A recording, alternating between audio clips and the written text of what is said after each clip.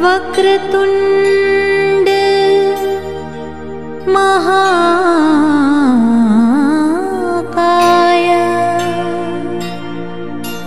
सूर्यकोटि समप्रभा निर्विघ्नं कुरु मे देव सर्वकार्येषु सर्वदा।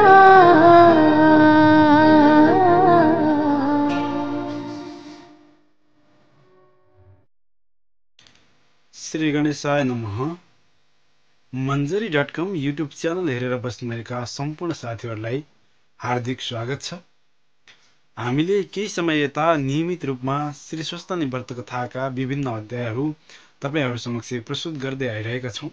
यसै क्रममा आज हामी एक महिनाको माघ महात्म्य अन्तर्गतको 10औं दिनमा रहेका छौं। तसर्थ 10औं अध्याय तपाईहरु समक्ष प्रस्तुत गर्ने जमर्को हामीले गरिरहेका छौं। श्री स्वस्तानी व्रत कथाको 10औं अध्याय सुरु गर्नुभन्दा पहिला हामीले पुष्पाञ्जली गर्नुपर्ने हुन्छ। तसर्थ सम्पूर्ण साथीहरूलाई हातमा फूल लिएर पुष्पाञ्जलीको लागि अनुरोध गर्दछु।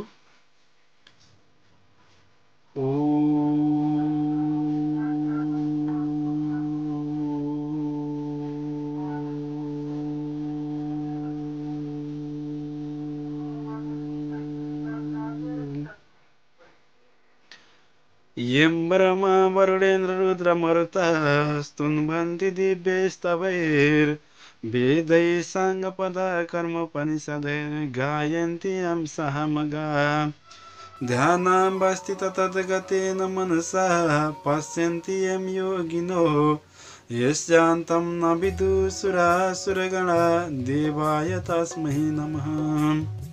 श्रीमश्चन्दन चर्चितो जुलवपु शुक्लाम्बरा मल्लिका मालालङ्कृत कुण्डला पर्विला सन्मुक्तावली शोभिता सर्वज्ञाननिधान पुस्तकधरा रुद्राक्षमालाधरा वाग्देवी वदनाम्बुजे वसतु मे त्रैलोक्यमाता चिरम्।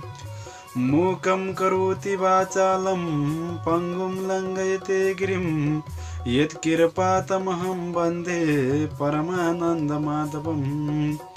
नमो भगवते तस्मै व्यासाय मिततेजसे यस्या प्रसादात् दक्ष्यामि नारायणाय कथामिमाम्। नारायणं नमस्कृत्यं नरं चैव नरोत्तमं देवीं सरस्वतीं व्यासं ततो जयमुदीरयेत्। श्री स्वस्तानी परमेश्वरी की जय। प्रार्थना सकेर पुष्पाञ्जली चढाई नमस्कार गर्नु अनि वाचकले कथा भन्न थाल्नु, श्रोताले एकचित्त भएर कथा श्रवण गर्नु। ओम श्री स्वस्तानी माता की जय। अथ 10औं अध्याय। हामीले 9औं अध्यायमा सतीदेवीले प्राण त्याग गरेको र त्यही प्राणलाई बोकेर शिवजी विभिन्न ठाउँमा घुमिरहेको, संसार भ्रमण गरिरहेका र त्यो समयमा विभिन्न अङ्गहरू झर्दै गरेका र जुन जुन ठाउँमा अङ्गहरू झरेका छन् त्यहाँ चाहिँ तीर्थस्थलको रूपमा रहेको यो कुरा हामी 9औं अध्यायमा वाचन गरेका थियौं। यो हामीले श्रवण गरिसकेका छौं र त्यही अङ्गहरू झर्ने क्रममा अन्य कुन कुन अङ्गहरू कुन कुन स्थानमा झरे यसको बारेमा हामी 10औं अध्यायमा चर्चा गर्दै छौं। लागौं अध्यायतर्फ।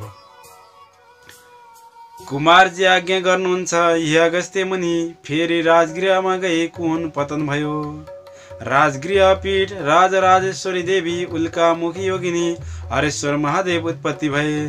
शिवशक्ति स्वरूपले रहे त्यस तपोभूमिमा वायु आई तपस्या गरे। ईश्वरी प्रसन्न भएर सम्पूर्ण जीवात्माको प्राणवायु भएर रहन सके भन्ने वरदान दिइन्। त्यहाँबाट महापन्थमा पुग्दा देब्रेको हुन पतन भयो। महापन्थ पीठ प्रचण्ड चण्डिका देवी रेणुका योगिनी विश्वामित्रेश्वर महादेव उत्पत्ति भए। शिवशक्ति स्वरूपले रहे त्यस आनन्द भूमिमा विश्व वसुगण आई तपस्या गरे। ईश्वरी प्रसन्न भई इन्द्रादि देवतालाई मोह गर्न सके भन्ने वरदान दिइन्। फेरि कोल्हापुरमा पुग्दा उदर पतन भयो। कोल्हापुर पीठ महालक्ष्मी देवी नर्मदा योगिनी मसान राक्षेश्वर महादेव उत्पत्ति भए शिवशक्ति स्वरूपले रहे। त्यस सिद्धभूमिमा गरुड आई तपस्या गर्दा ईश्वरी प्रसन्न भएर नागहरू तिम्रा आहारा हुनेछन् भन्ने वरदान दिइन्। फेरि एकापुरमा पुग्दा दाहिनी गुणा पतन भयो। एकापुर पीठ रत्नादेवी शङ्कुपासा योगिनी उन्मतेश्वर महादेव उत्पत्ति भए शिवशक्ति स्वरूपले रहे। त्यस पुण्यभूमिमा प्रस्तर पत्थरहरू आई तपस्या गरे। ईश्वरी प्रसन्न भएर देवता मानेर मनुष्यले तिमीहरूलाई पूजा गरून् भन्ने वरदान दिइन्। त्यहाँबाट ओमकारेश्वरमा पुग्दा माथिल्लो ओठ पतन भयो। ओमकार पीठ मातृका देवी पूर्णोदरी योगिनी सन्तानेश्वर महादेव उत्पत्ति भए शिवशक्ति स्वरूपले रहे। त्यस मोक्ष भूमिमा कल्प वृक्ष आई तपस्या गरे। ईश्वरी प्रसन्न भएर चिताएको कुरा दिन सके भन्ने वरदान दिइन्। फेरि जयन्तीपुरमा पुग्दा कलेजो पतन भयो। जयन्तीपुर पीठ जयन्ती देवी खेचरा योगिनी कल्पेश्वर महादेव उत्पत्ति भए शिवशक्ति स्वरूपले रहे। त्यस सिद्ध भूमिमा तुलसी आई श्रद्धापूर्वक तपस्या गरे। ईश्वरी प्रसन्न भएर धर्म कर्म गर्दा तिमीहरू रहनै पर्छ भन्ने वरदान दिइन्। अनि उज्जैनमा पुगेपछि रगतको डल्लो पतन भयो। उज्जैन पीठ महाकाली देवी ललजीवा योगिनी झङ्केश्वर महादेव उत्पत्ति भए शिवशक्ति स्वरूपले रहे। त्यस आनन्द भूमिमा गई हिमालय पर्वतले तपस्या गरे। ईश्वरी प्रसन्न भएर यावत जीवात्मालाई मोक्ष दिन सके भन्ने वरदान दिइन्। फेरि चरित्रपुरमा पुग्दा दाहिने कान पतन भयो। चरित्रपुर पीठ सुवर्णेश्वरी देवी चित्रबणा योगिनी वायव्येश्वर महादेव उत्पत्ति भए शिवशक्ति स्वरूपले रहे। त्यस शान्त भूमिमा पुगी योगिनी गणहरूले तपस्या गरे। ईश्वरी प्रसन्न भएर तिमीहरू सदैव यज्ञको फल दिन समर्थ भए भन्ने वरदान दिइन्। फेरि छिणिकापुरमा पुग्दा भुँडी पतन भयो। छिणिकापुर पीठ युगादि देवी कलङ्का योगिनी सहस्रेश्वर महादेव उत्पत्ति भए शिवशक्ति स्वरूपले रहे। त्यस पुण्यभूमिमा मातृका गण आई तपस्या गरे। ईश्वरी प्रसन्न भएर स्थानको अधिपति हुन सके भन्ने वरदान दिइन्। तब हस्तिनापुरमा गई दाहिने कुम पतन भयो। हस्तिनापुर पीठ चण्डेश्वरी देवी कोटरा योगिनी मुसुखारेश्वर महादेव उत्पत्ति भए शिवशक्ति स्वरूपले रहे। त्यस वीरभूमिमा सुदर्शन चक्र आई तपस्या गरे। ईश्वरी प्रसन्न भएर संहारकर्ता हुन सके भन्ने वरदान दिइन्। फेरि उड्डयनमा पुग्दा शिर पतन भयो। उड्डयन पीठ विकला देवी पिङ्गला योगिनी यक्षेश्वर महादेव उत्पत्ति भए शिवशक्ति स्वरूपले रहे। त्यस मोक्ष भूमिमा गई हनुमानले तपस्या गरे। ईश्वरी प्रसन्न भएर रामको सेवक बनेर लङ्का ऋणाउन सके भन्ने वरदान दिइन्। अनि प्रयागमा पुगेपछि फोक्सो पतन भयो। प्रयाग पीठ सिंहजङ्घा योगिनी महेन्द्रेश्वर महादेव उत्पत्ति भए शिवशक्ति स्वरूपले रहे। त्यस आनन्द भूमिमा 10 अवतारले गई तपस्या गरे। ईश्वरी प्रसन्न भएर सत्य त्रेता द्वापर र कलिमा दुष्ट दैत्यहरूको संहार गर्न सके भन्ने वरदान दिइन्। फेरि विश्वमा पुग्दा मृगोला पतन भयो। विश्वपीठ झङ्केश्वरी देवी झङ्काली योगिनी कुण्डलेश्वर महादेव उत्पत्ति भए शिवशक्ति स्वरूपले रहे। त्यस कर्मभूमिमा विश्वकर्माले तपस्या गरे। ईश्वरी प्रसन्न भएर तिम्रो कीर्ति चन्द्र सूर्य रहेसम्म चलोस् भन्ने वरदान दिइन्। मायापुरी अथवा हरिद्वारमा पुगेपछि फियो पतन भयो। मायापुर पीठ महादेवी चञ्चलाक्षी योगिनी तपसेश्वर महादेव उत्पत्ति भए शिवशक्ति स्वरूपले रहे। त्यस मोक्ष भूमिमा गई 64 लिङ्गले तपस्या गरे। ईश्वरी प्रसन्न भएर स्वयम्भू लिङ्ग भएर रहन सके भन्ने वरदान दिइन्। तब मल्लिगिरीमा पुग्दा देव्रेको हुन पतन भयो। मल्लिगिरी पीठ मल्लिका देवी कलङ्क जिहा योगिनी उमेश्वर महादेव उत्पत्ति भए शिवशक्ति स्वरूपले रहे। यस घोर वनमा गई भूत प्रेत पिशाचहरूले तपस्या गरे। ईश्वरी प्रसन्न भएर तिमीहरू सधैँ मेरो नजिकमा रहे भन्ने वरदान दिइन्। अनि शेरपुरमा गएर तालु पतन भयो। शेरपुर पीठ उमादेवी अष्टवक्त्रा योगिनी योगेश्वर महादेव उत्पत्ति भए शिवशक्ति स्वरूपले रहे। त्यस सत्य भूमिमा गई सत्यले तपस्या गरे। ईश्वरी प्रसन्न भएर सत्यमा रहने जातिलाई उद्धार गर्न सके भन्ने वरदान दिइन्। त्यसका बाद हर्षगिरीमा पुग्दा आसन पतन भयो। हर्षगिरी पीठ वज्रेश्वरी देवी कमला योगिनी धर्मध्वंसेश्वर महादेव उत्पत्ति भए शिवशक्ति स्वरूपले रहे। त्यस शुद्ध भूमिमा गई कलीले तपस्या गरे। ईश्वरी प्रसन्न भएर मनुष्यको बुद्धि भ्रष्ट गर्न समर्थ भए भन्ने वरदान दिइन्। अनि नीलगिरीमा पुग्दा मुकुट पतन भयो। नीलगिरी पीठ सरला योगिनी आनन्देश्वर महादेव उत्पत्ति भए शिवशक्ति स्वरूपले रहे। त्यस पुण्यभूमिमा गई सूर्यादि ग्रहहरूले तपस्या गरे। ईश्वरी प्रसन्न भएर लाभ हानिको फल प्रदान गर्न सके भन्ने वरदान दिइन्। अनि मेरुगिरीमा गई सूचिस्थान पतन भयो। मेरुगिरी पीठ पुणादेवी कपला योगिनी जिहापतेश्वर महादेव उत्पत्ति भए शिवशक्ति स्वरूपले रहे। त्यस आनन्द भूमिमा नागहरू आएर तपस्या गरे। ईश्वरी प्रसन्न भएर तिमीहरूको शरीर अगम्य होस् भन्ने वरदान दिइन्। महेन्द्राचालमा पुग्दा दाहिनी तिघ्रा पतन भयो। महेन्द्र पीठ इन्द्राक्षी देवी ऊर्ध्वगमना योगिनी तारकेश्वर महादेव उत्पत्ति भए शिवशक्ति स्वरूपले रहे। त्यस सुरम्य भूमिमा गई भक्तिपूर्वक लक्ष्मीले सेवा गरिन्। ईश्वरी प्रसन्न भएर कार्तिकको औँसीका दिन सबैले तिम्रो पूजा गरून् भन्ने वरदान दिइन्। फेरि बानरपुरमा पुग्दा देब्रे तिघ्रा पतन भयो।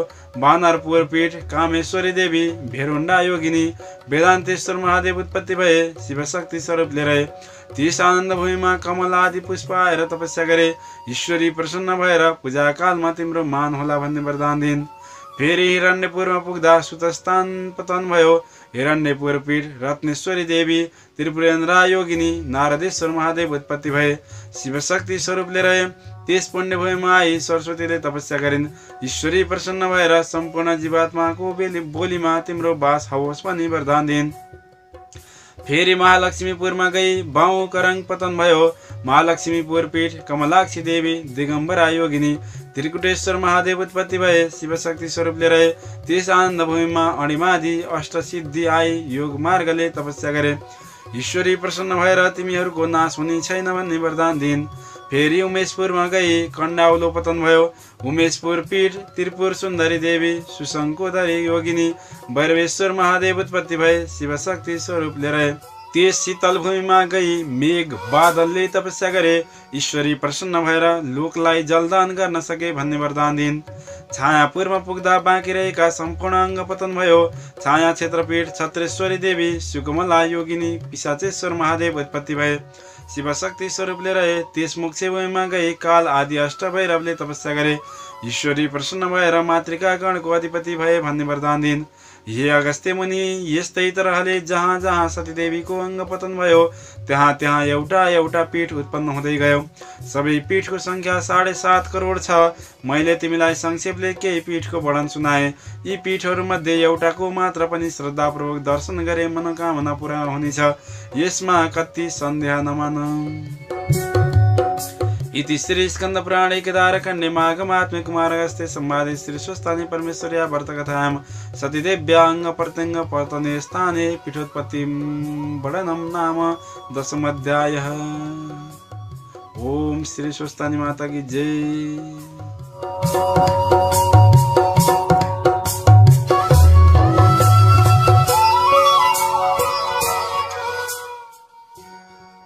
कथा श्रवण गरिसकेपछि अब सबैजना श्रोताले पुष्पाञ्जली दिनु र वाचकले तलको श्लोक भन्नु। म तलको श्लोक वाचन गर्दछु समापनको लागि।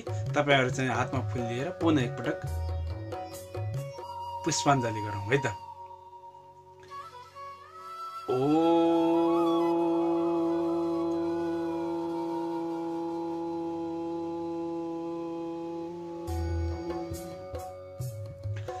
उपनयतु मङ्गलं सकल जगन् मङ्गलालय श्रीमान् दीनकर किरण निबोधित नवनलिन दलनि भेक्षण कृष्ण काली वर्षतु पर्जन्य पृथ्वी सस्यशालिनी देशोऽयं चौवरयतु ब्रह्मणा सन्तु निर्भया अपुत्रा पुत्रिणा सन्तु पुत्रिणा सन्तु पौत्रिणा निर्धना सदना सन्तु जीवन्तु शरदां शतम् तत्रैव गंगा यमुना च तत्र गोदावरी सिन्धु सरस्वती च तीर्थानि सर्वाणि वसन्ति तत्र यत्र च्युतधार कथा प्रसंगम् या कुन्देन्दु तुषारहार धवला या शुभ्रवस्त्रावृता या वीणा वरदण्ड मण्डितकरा या श्वेत पद्मासना या ब्रह्मा च्युत शङ्करा पर्वृथिवी देवै सदा वन्दिता सा मां पातु सरस्वती भगवती निःशेष जाड्यापहम् कायेन वाचा मनसेन्द्रियैर्वा बुद्ध्यात्मना वा प्रकृतिस्वभावात् करोमि यद्यत् सकलं परस्मै नारायणायति समर्पयत। ओम श्री स्वस्थानी माता की जय।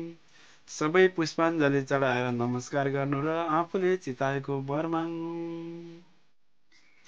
ओम श्री स्वस्तानी माताले हामी सबैको कल्याण गरून्।